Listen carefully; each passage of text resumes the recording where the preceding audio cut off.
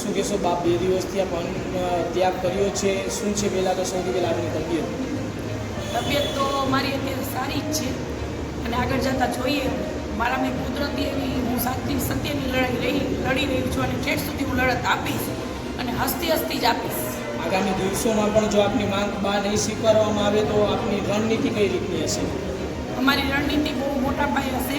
અમે મહારેલી પણ નીકળશું અને જેમ મેં રૂપાલાભાઈના પ્રચાર જેમ કરવા હું નીકળી હતી કે રૂપાલાભાઈને જ વોટ, રૂપાલાભાઈને ખબર નથી કે એને શું ખોયું છે, જે એને ખોયું છે ને એને ખબર નથી.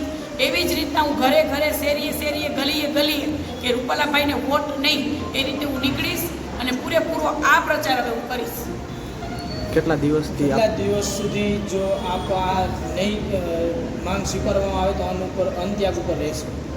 આ જ્યાં સુધી રૂપાલાભાઈની ટિકિટ રદ કરવામાં નહીં આવે ત્યાં સુધી અંત્યાગ ઉપર રહીશ અને જરૂર પડશે તો જોહર ઉપર પણ ઉતરીશ. ગઈકાલે બેઠક હતી, બેઠકમાં આપને શું નિષ્ફળ? ગઈકાલની બેઠકમાં જે અમારા રાજકીય લેવલે જે ભાઈઓ છે એ લોકો સાથે અમારી શાંતિપૂર્વક ચર્ચા થઈ છે અને ક્યાંક ને ક્યાંક એ લોકો પણ કોશિશ કરી જ રહ્યા છે અને એ લોકોએ પણ દુઃખ વ્યક્ત કર્યું હતું.